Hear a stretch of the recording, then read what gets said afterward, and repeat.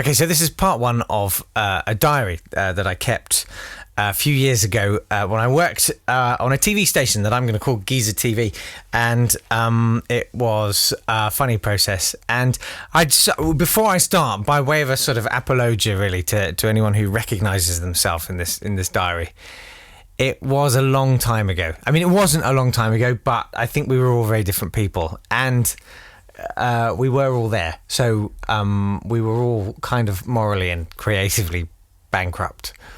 So anything that I wrote in the heat of the moment there and then, I think you need to appreciate that I don't think I'm in any way superior to anyone.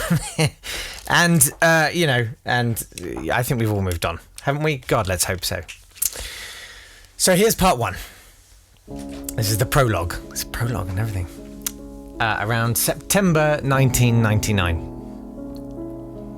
A game people sometimes like to play is the game where you try to trace back to the moment in your life where you made a decision that led to another decision that led to another one, and so on, until you got to where you are. If I hadn't taken that job at the abattoir, you say, I wouldn't have met Brian, whose wife had that friend who had a trapeze, and I wouldn't have got drunk and had a go and broken my legs and ended up in hospital, and I wouldn't have met that nurse that eventually became my wife, etc. The thing is that everything that happens in this book, everything can be traced to one pivotal moment on the steps of White City Tube Station.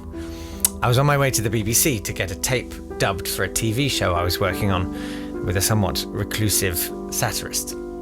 Somehow we'd wangled our way into the BBC to get a rare specimen of videotape dating from the Cretaceous period, and almost certainly recovered from a skip, dubbed onto a more modern format, and I had been deputised to go. It was about 4 o'clock in the afternoon, and already there was a bit of a dribble of people heading into White City to beat the rush hour. One of those people was Celia Hallam, a woman who I'd worked briefly with at Radio 4 about 6 years earlier. And I had about 3/4 of a second to decide whether or not to say hello.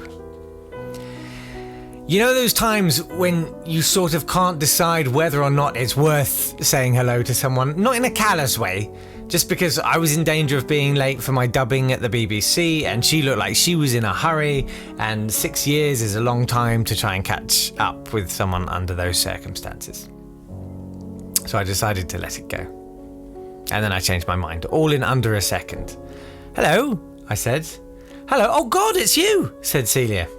And we did the whole, wow, what are you up to thing. I explained that I was off to Television Centre on a one-off mission to get a tape dubbed. Celia said that she just finished working as a promo director for BBC Choice, but literally just finished, i.e. her job had ended within the last 10 minutes, and she was about to go home and pack all her belongings up and move to Cumbria with her boyfriend forever.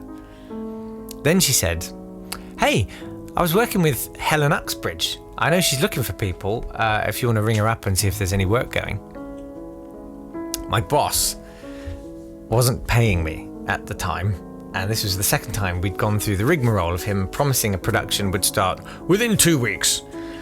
And the last time he'd said that, 6 months had gone by with no work, no money, and I'd got a credit blacklisting. And Helen Uxbridge was a nice woman that Celia and I had worked with all those years ago at Radio 4. I'll ring her, I said. And I never saw Celia again. Following on from that one single hello, I started working at the BBC as a promo director with Helen. Then she went to Washington, D.C. to work at BBC America, and I followed her out there. I lived in America for 2 years, and I came back to England in 2004. All because of that one hello.